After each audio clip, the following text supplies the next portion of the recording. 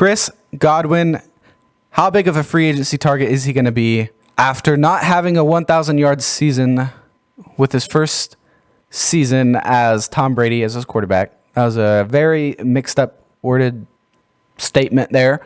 So let me try that again. Chris Godwin caught in 19, that was his breakout year, caught 86 of his 121 targets for 1,333 yards. That was 71% of his targets caught. Huge there. Huge. Absolutely massive. He went up 10% from 2017, his rookie season. Went up 10% in catching accuracy. He had 9 touchdowns in 2019, but in 2020, 12 games and 12 games started with Tom Brady at the age of 24. He only had 84 targets, which is still a lot. Don't get me wrong. It's not like it's not a lot of targets. But it's not as much as the 121 targets he had the season before in 2019, which was his breakout season.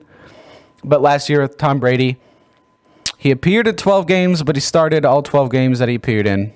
84 targets, 65 catches, 840 yards, and 7 touchdowns. Not saying that's a bad season because he did catch 77% of his targets, but 840 yards is a huge step down from the 1,300-yard campaign from the season before. You know, that's like 500 less yards that he caught there, which is a huge step down. I know a lot of people really like to see 1,000-yard seasons from wide receivers. They think that, like, a 1,000-yard season is considered like a good year for a wide receiver. If you catch less than 1,000 yards, it's like a down year. I kind of look at that too.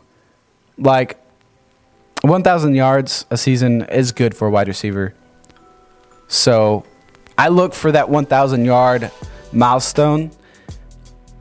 He's only hit that once in his career, and people talked about Chris Godwin like he was one of the best wide receivers in the NFL.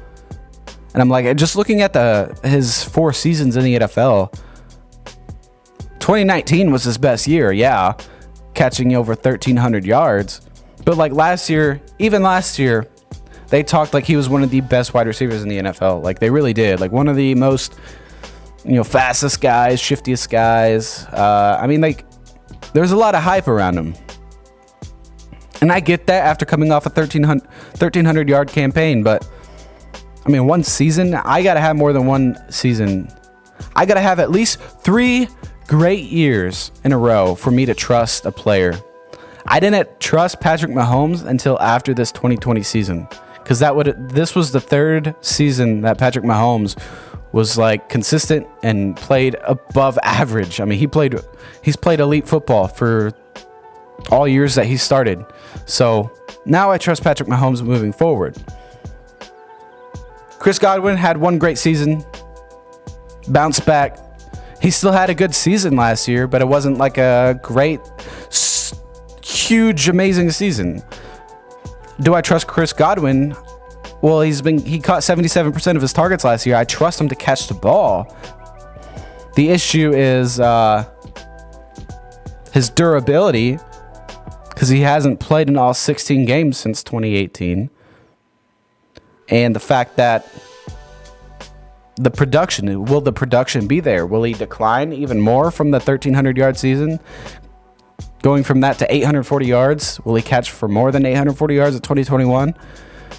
This 2021 NFL season is make or break for Chris Godwin. This is going to tell the Buccaneers whether they will extend him or not. I think that's why they did not extend him before they franchise tagged him. He is not going to be extended before the July 15th deadline. He will play on the franchise tag because I'm not sure that he's trusted with the production.